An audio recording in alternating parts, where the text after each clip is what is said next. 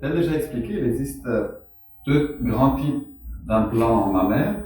On a ici du côté droit, par exemple, 3 implants en gel de silicone et à gauche, un exemple d'un implant en sérum physiologique, c'est-à-dire avec de l'eau stérile saline à l'intérieur.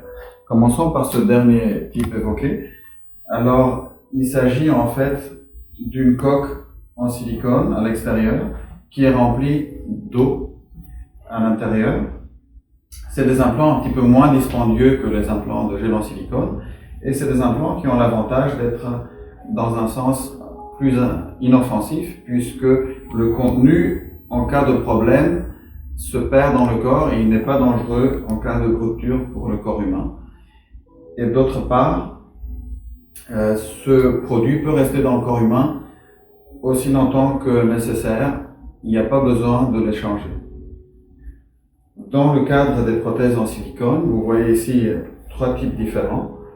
On voit que globalement il s'agit d'un gel qui a une texture et une consistance un petit peu plus naturelle, qui est plus proche de la consistance de la graisse humaine. C'est pour ça que la plus grande partie des choix des dames sont surtout en faveur des prothèses en silicone. On voit aussi ici 2 types différents, 2 grandes catégories de prothèses en silicone. D'un côté, c'est les prothèses lisses et de l'autre côté, c'est les prothèses texturées. On voit en plus que cette prothèse texturée a une forme, ce qu'on appelle anatomique. Il existe également cette forme anatomique en prothèse lisse. En ce qui concerne cette texture, celle-ci est ces derniers temps moins utilisée puisqu'il y a eu certains problèmes liés à la texture. Donc la plus grande partie des prothèses aujourd'hui sont les prothèses lisses, donc non texturées. Elles existent également sous forme anatomique. Alors la forme anatomique de la prothèse confère, comme le nom le dit, un aspect plus naturel. On implante donc la partie un petit peu moins épaisse en haut et la partie plus épaisse en bas. Ça simule plus la forme naturelle du sein. Ceci est un choix individuel, encore une fois, des patientes. Certaines patientes préfèrent des prothèses anatomiques, d'autres patientes préfèrent des prothèses rondes.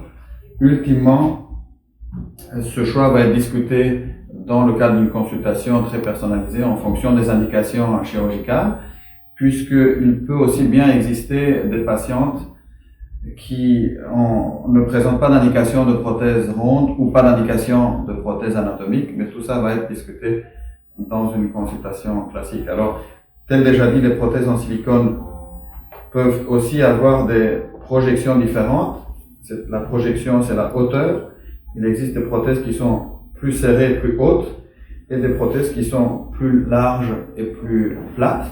Ceci est également en fonction des souhaits de la patiente. Si la patiente souhaite des prothèses plus volumineuses en avant, un petit peu plus agressives, ou plus discrètes et plus plates.